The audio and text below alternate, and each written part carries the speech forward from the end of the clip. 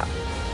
由创作鬼才张震岳、华语饶舌教父 MC HotDog 说唱乐团 MJ 顽童116组成的全新团体兄弟本色世界巡回第2站热力登陆洛杉矶，为年轻人带来一场华语的嘻哈音乐盛宴。现场音浪强劲，火力全开，不止台下歌迷疯狂，甚至还有许多女粉丝疯狂到站在椅子上，只为了一睹偶像的风采。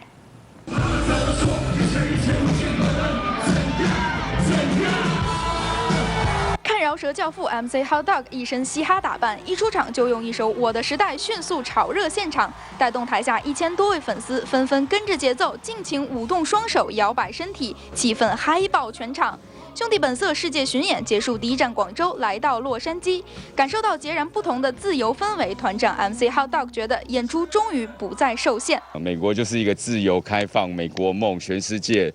的人都想要在这边觉得很自由的地方，所以这边我觉得是可以更肆无忌惮一点啊。对，那可能有一些歌以前有一些脏话，我们尽量避免的。我觉得今天是可以没有什么顾忌这样子。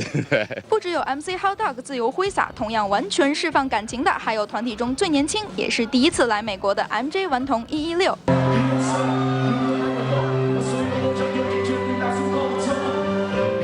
台上唱到动情，台下粉丝纷纷点亮手机灯光，阵阵摇摆，场面十分壮观。对于能够和前辈们合作，碰撞出特别的音乐火花，顽童认为这次的机会相当难能可贵。是不同的世代，但是对音乐都是很有热情的，所以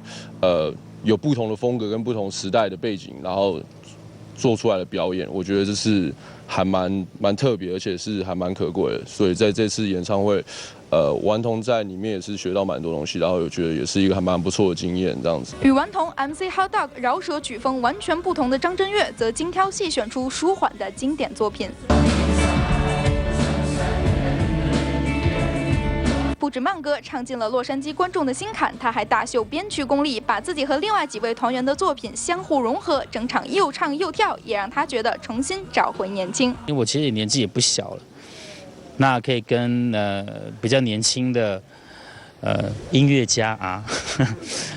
一起合作，其实我自己是还蛮开心的。对，那在舞台上面的一些表现啊，不管是动态的也好啊，或者这些。 肢体上面这些表现，其实我都会变得比较自由，然后比较年轻一点。打出华语歌坛上歌唱实力最强的嘻哈音乐组合日落黑趴演唱会，在热爆洛杉矶之后，下一站将前往纽约演出，要继续把他们的嘻哈音乐进行到底。东森新闻唐梦维、魏宽在洛杉矶的。